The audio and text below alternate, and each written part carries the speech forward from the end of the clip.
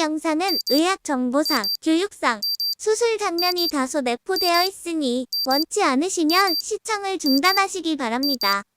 안녕하세요. 닥터 꼬집입니다. 저희 병원에는 요즘 이제 임플란트 환자분들이 급격하게 늘어나고 있는데 그 이유인 즉슨 생각을 해보면 다른 병원에서는 너무 쉽게 뽑고 임플란트를 하자고 하는데 그 이유에 대해서 명확하게 진단을 해주지 않기 때문에 만약에 진짜 이게 못 살리는 치아고 진짜 임플란트를 해야 되는 상황이라 그러면 환자분들도 그거를 납득하고 이해가 간다 그러면 임플란트로 진행하고 싶어 하세요. 근데 이거는 약간 뭐 재치료를 해도 결과가 안 좋을 것 같은데, 예후가 안 좋을 것 같은데, 아니면 이제 치아가 금이 간 것 같은데 임플란트 하는 게 낫지 않을까, 약간 이런 애매모호한 진단을 듣다 보니까 그것 때문에 저희 병원에 오시는 분들이 많아요. 정확한 진단을 듣고 싶고 임플란트를 하더라도 제대로 심고 싶다는 그런 분들이 많으셔서 점점 임플란트 환자가 늘어나고 있는 것 같습니다. 이 환자분 같은 경우에도 전체적으로 임플란트를 계획을 할 때 어떤 식으로 진행이 되는지, 그리고 이제 임플란트를 하고 나서 좋은 보철까지 좋은 완성을 한 케이스는 어떤 것인지를 한번 꼬집어 보도록 하려고 합니다. 한번 집중해 주세요. 이 환자분 같은 경우에는 크랙으로 발치를 진단을 할 수밖에 없었어요. 근데 크랙인 것 같으니까 발치를 하자는 이야기와 명확하게 크랙을 확인하고 발치로 넘어가는 거는 좀 차이가 있죠. 그러니까 추측이랑 명확한 팩트랑은 차이가 있는 거예요. 뭐뭐인 것 같으니까 발치하자 이게 아니고 그냥 정확한 팩트가 있다는 거죠. 팩트로 크랙이 명확히 보였기 때문에 발치 임플란트로 가야 된다라고 하는 건 차이가 좀 있는 것 같아요. 그래서 이제 실제 임플란트 과정을 고민을 많이 한 게, 이제는 저희가 이제 구독자 수가 좀 많이 늘어가지고 그냥 컨텐츠를 아무거나 올릴 수가 없어요. 좀 더 양질의 컨텐츠를 올려야 되는데 결국 변하지 않는 진리는 저희는 환자분들의 증례로 승부를 할 거예요. 그동안은 증례를 그냥 사진으로만 보여드렸고, 임플란트 수술 같은 경우에는 피바다잖아요. 그러니까 임플란트 수술할 때는 피가 굉장히 많이 보이기 때문에 보는 분들이 이제 거부감을 가질 것 같아서 수술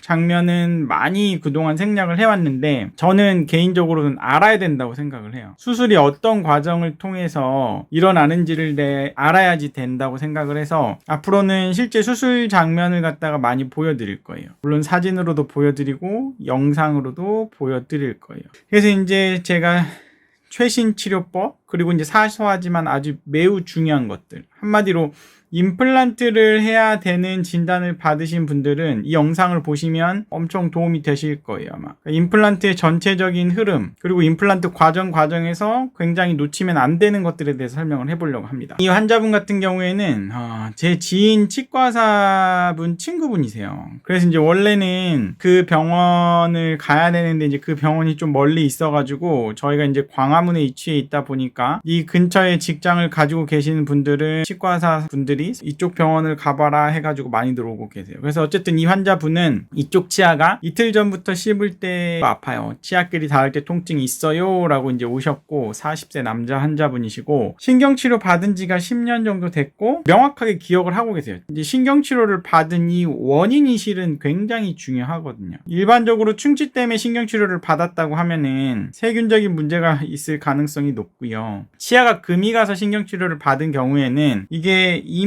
크랙이라는 게 상부에만 있다가 10년 동안 쓰면서 하반까지 진행이 된 거일 수도 있어요. 이런 원인이 굉장히 중요한데, 환자분은 아마 임플란트 해야 될 거예요 라고 했지만 저희 병원은 연세 많이 된 치과고 내 치아 지키기 프로젝트를 하고 있잖아요. 그리고 제가 봤을 땐 여기가 신경치료가 썩 훌륭하게 돼 있다고 보여지진 않았고, 제가 한번 뜯어보겠습니다. 혹시 크랙이 없으면 일단 살려보겠습니다 하고 신경치료를 일단 하기로 했어요. 뒤쪽은 신경치료가 어느 정도 따라 들어갔는데 이 앞쪽이 부족하다고 느꼈기 때문에 기존의 신경치료가 개선할 여지가 있다라고 보였고, 이 뒤에 사랑니 같은 경우에도 이렇게 노출이 되고 있다고 하면은 양치가 안 되기 때문에 이 앞치아를 위해서 발치를 하시는 거예요. 발치. 이 사랑니를 갖고 있어서 여기에 음식물이 자꾸 낀다 그러면 유치아가 뒤에가 썩거나 잇몸이 나빠지기 때문에 이 치아에 손해를 끼친다고 하면 과감하게 사랑니는 발치를 하는 게 굉장히 중요한 거예요. 그리고 주변에 이런 데 보면 뭐가 붙어 있죠. 이런 것들은 다 세균 막이기 때문에 환자분 치실을 잘 쓰셔야 됩니다. 음식물 껴서 고였으면 안 됩니다. 라고 이제 많이 강조를 하고 진단이랑 치료 계획을 보철을 제거한 후에 살리는 치료를 시도해 보시죠. 만약에 크랙이 존재하지 않을 때는 제가 재신경 치료를 한번 하고 살리는 술식을 하고 재신경 치료가 실패한다 그러면 발치가 아니고 치아 재식술이라는 옵션이 있기 때문에 살리는 술식대로 가는 거고, 크랙이 존재한다고 하면은 발치 즉시 임플란트로 바로 하시죠 라고 마취를 했어요. 그리고 난 다음에 이제 실제로 이제 이거를 뜯고 이렇게 기존에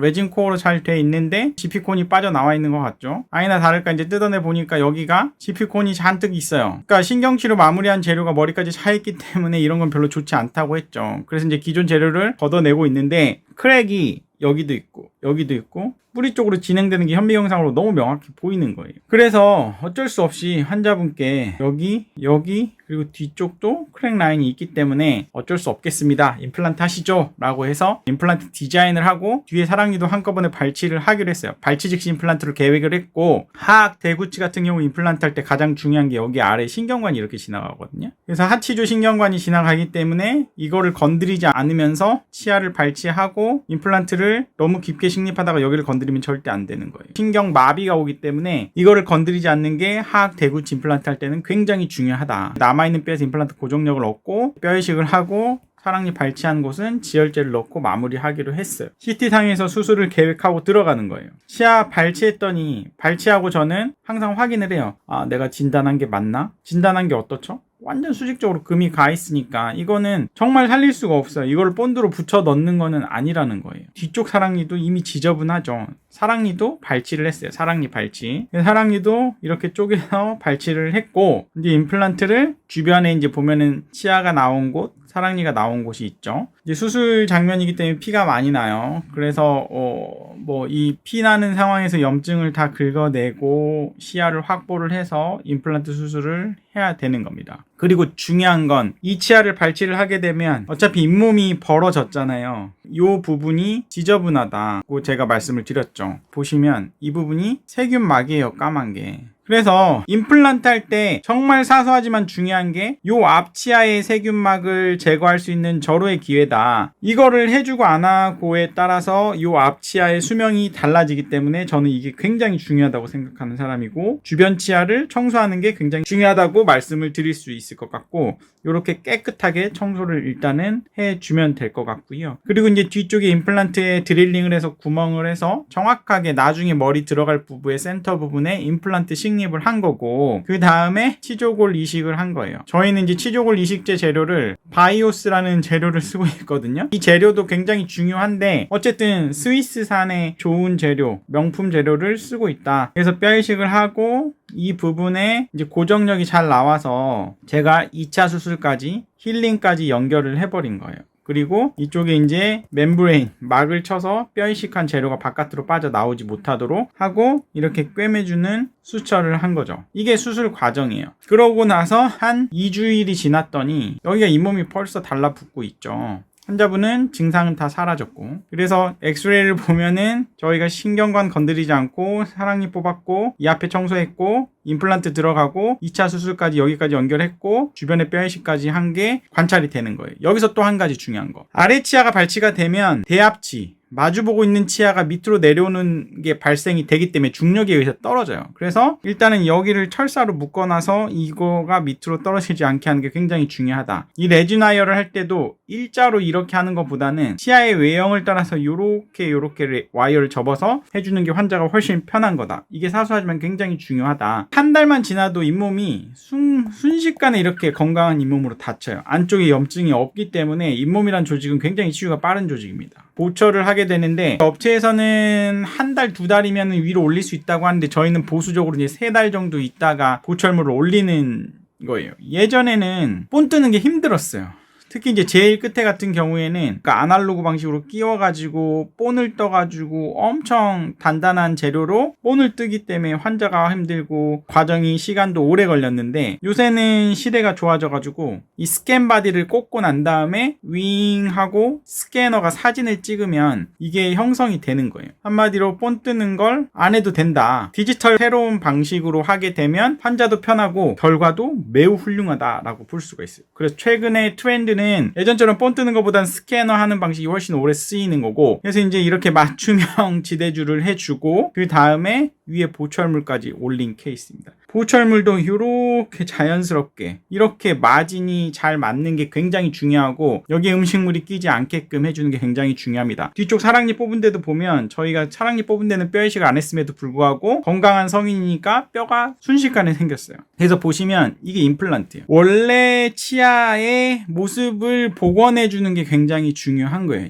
임플란트라고 해서 여기에 조그만하게 머리를 하는 것보다는 원래의 치아 형태를 자꾸자꾸 복원하려고 노력하는 게 굉장히 중요하다. 그래서 요렇게 됐던 치아가 어쩔 수 없이 크랙 때문에 발치를 하고 임플란트 이렇게 깔끔하게 됐고, 위에 치아도 그대로 철사로 묶어놨기 때문에 내려오지 않고 원래의 교합 형태를 형성을 해줬다. 사랑니도 발치를 했기 때문에 이 뒤에가 음식물 낄 일이 없다. 이렇게 보시면 될 것 같습니다. 그래서 환자분은 주기적으로 이제 체크업을 오고 계시고, 전체적인 임플란트 보철물의 제작 과정까지 제가 꼬집어 봤고요. 어쩔 수 없이 임플란트를 해야 된다고 하면은 정확한 임플란트를 식립하는 게 중요하고, 그 전에 정말 이게 뽑아야 되는 거에 대한 진단이 먼저 따라와야 되고요. 그 진단은 확실히 확인할 수 있느냐, 그게 되게 중요할 것 같아요. 추측으로 인한 진단보다는 명확한 팩트를 파악을 하는 그런 치과를 찾으셔야 되시고, 임플란트를 한다고 하면은 원래의 치아의 모습으로 가장 유사하게 하는 게 좋다. 잇몸도 치아도 위치도 전부 다 원래의 치아의 모습이 건전했다고 하면은 그 모습을 복원하는 거를 노력하시기 바랍니다. 이 영상이 아마 임플란트를 고민하고 계신 분들한테는 도움이 되셨을 것 같고요. 영상을 보시다가 궁금한 게 있으시면 댓글로 달아주시면 저희가 대답을 해드리고 있습니다. 댓글로 질문 많이 달아주시고요. 이 영상이 도움이 되셨다고 하시면 닥터 꼬집 그리고 마이덴TV 이 두 가지 채널 다 모두 좋아요와 구독 꼭 요청드립니다. 감사합니다.